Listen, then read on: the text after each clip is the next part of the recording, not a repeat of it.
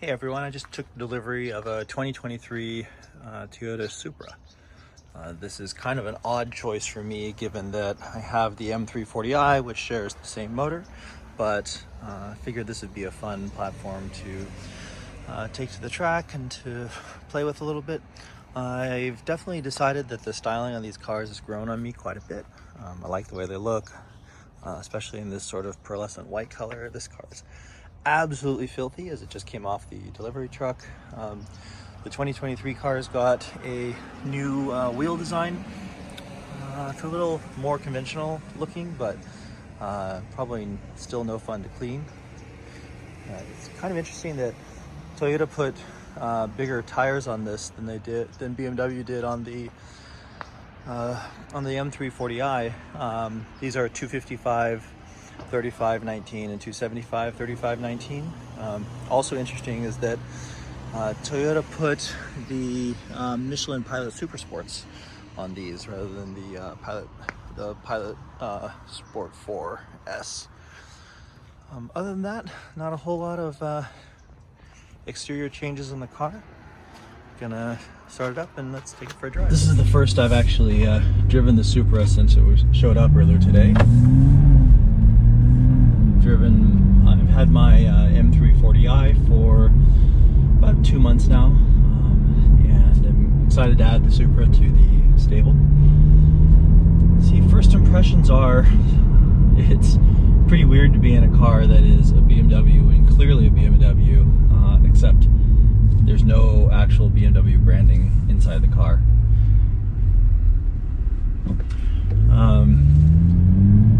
It's a 2023, same year as my M340, but they haven't done a lot of the same sort of LCI upgrades, so this is still based on iDrive 6, has a much more conventional looking dashboard with at least a simulated needle. That makes more sense. If you've owned a BMW anytime soon, the radio controls and the shortcuts and the climate control stuff is very, very familiar. And it actually has buttons for the climate control, which instantly make it better than the M340i. First impressions of the car, now that I've driven it about 5 miles, are that, well, it's definitely feels lighter on its feet. It's a much smaller car, more compact. The active sound doesn't seem as loud. The interior is nice, it's compact. Certainly feels a little bit claustrophobic with the way the roof comes down, but there's at least plenty of headroom in the car.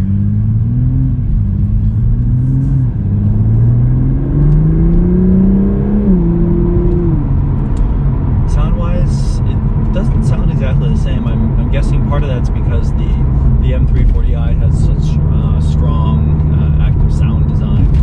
The internal speaker in the car is very loud, and this car supposedly has it too, but we'll see how actually loud it is. The steering in this car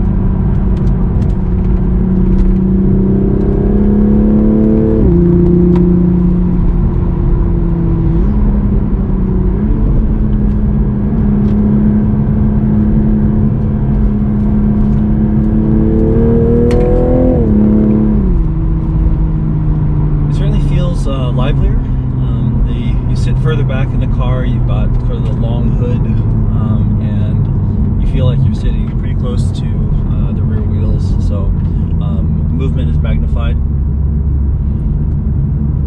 The steering is certainly slower than some of the cars that I've driven recently. It's not slow, but it's not as twitchy as some cars, which is actually kind of nice.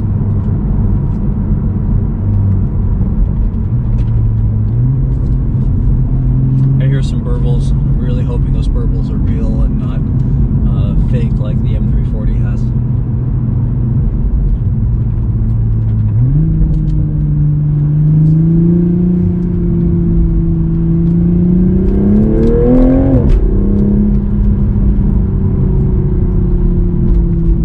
You can certainly tell that the Supra is geared shorter than the M340i. Once you dip into the throttle, the response is better. The revs come up faster in the intermediate gears.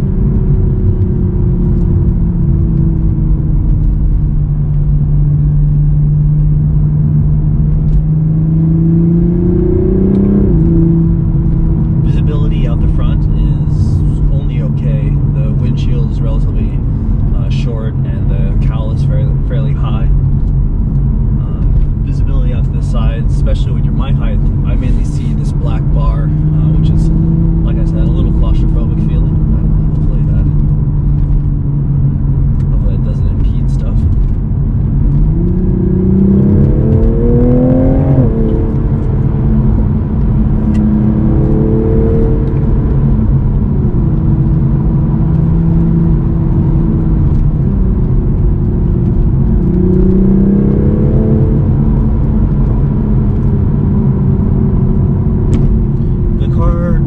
Does move around a decent amount. I'd say the suspension is interesting. It does make the car feel lightweight. This car is actually a little heavier than my last GT3.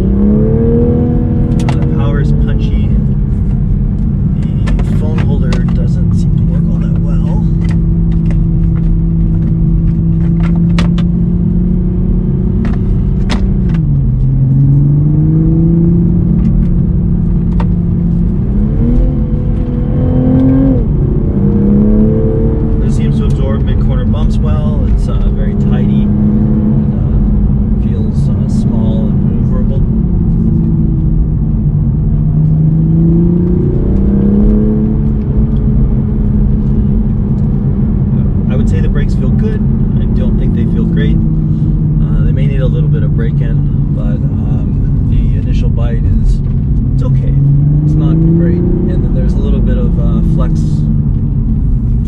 the calipers or master cylinder, so the brakes feel a little bit squishy compared to the GT3. Although certainly that's a much more expensive car. The Supra does get the fixed calipers. I think they're actually really similar to the ones that are on the M340. But this car definitely feels smaller and more nimble through this road. This road's a pretty tight little back road, and it's mostly second and third gear. But yeah, this car feels pretty good in this situation.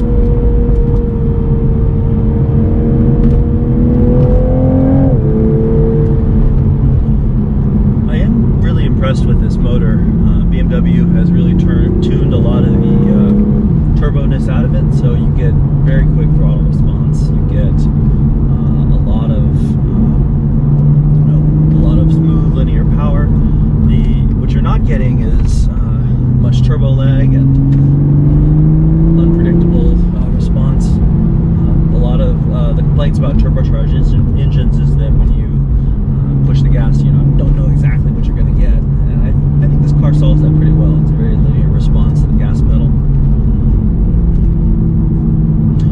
I've turned the traction control down in the more aggressive traction control mode. This car still doesn't want to let me slide around too much, but I can feel the stability control still coming on. It's a little more permissive in this mode.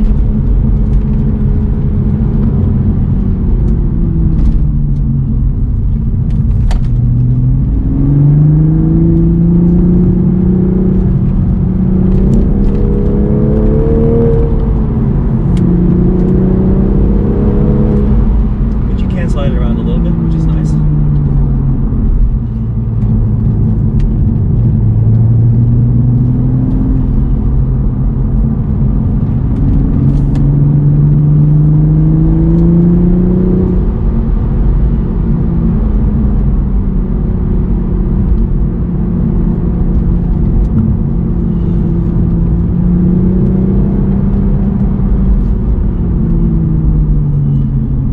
Definitely ride quality wise, this car is not as good as the M340i. There's a little bit more choppy up and down movements. You can tell the suspension moves around a little bit more. I'd say it's a bit better controlled especially in tight corners. It's less mass to move around and less stuff bouncing around. I think that the M340i is just a little bit less controlled in corners, and it doesn't turn in as lively. It's certainly not as sports car feeling as this. I mean, this car is almost 500 pounds lighter than the M340i, so it's nice with the same amount of power. I was expecting the 480 pounds less to make this car feel a little bit faster, but kind of surprisingly to me, it doesn't actually feel much faster than the M340i. Wonder if BMW didn't quite give the full power to its partner Toyota, but I'm sure we can fix that at some point.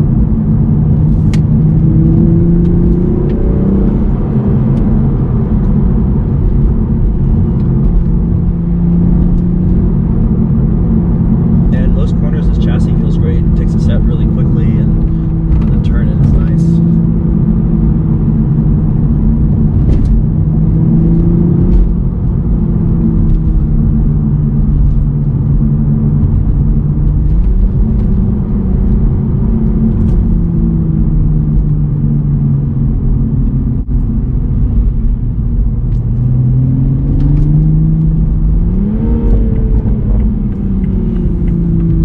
Unfortunately, Toyota did cheap out on some of the interior materials. The paddles in this car don't feel as nice. The steering wheel is a pretty thin wheel. Not the end of the world, but it's not as nice as the BMW wheel. There are definitely more squeaks and rattles in this cabin, even though this car is newer.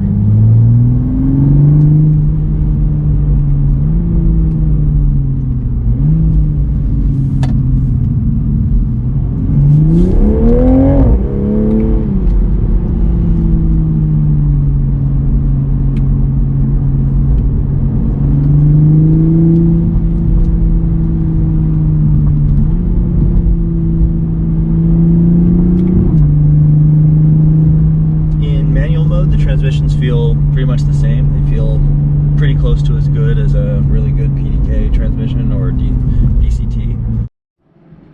We'll do some quick interior shots. I talked earlier about the materials not feeling as nicer. Yeah, the steering wheel is certainly thinner. Not as big a fan of it. This expanse of just kind of semi-padded plastic that's right here is kind of odd.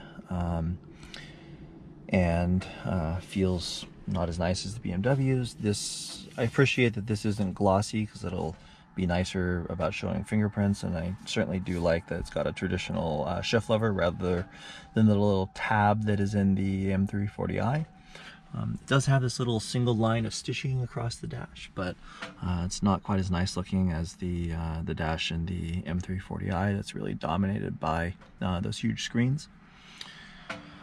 Door panels, they have this large expanse of boring black plastic. There's a little bit of stitching on the door, but definitely feels like a cheaper interior, not as nice as the M340i. These, the interesting, the subwoofer covers, I actually thought those might have been aftermarket when I first saw it. Seat design, the seats are pretty Darth Vader looking. I think they're decent, certainly from a comfort perspective. They're nice. I wish they had the extendable thigh bolster. This part could be a little bit longer for me. The lumbar support and seat controls are pretty standard BMW fare. Certainly nice and refreshing to have real climate control back. I wish they hadn't done gloss trim here. It's really going to show fingerprints badly. The gauges are the vents all look nice but boring. I think that's fine. Some kind of weird choices in the instrument cluster. The fuel gauge doesn't have a whole lot of granularity, neither does the temperature gauge, which is a little disappointing. I like the simplicity of the gauges, certainly. It's nice. The screen is like a quarter of the size of the one in the M340. It does support wireless CarPlay, which I was surprised at. I didn't realize that the Supra would have that. And yeah, those are my initial impressions.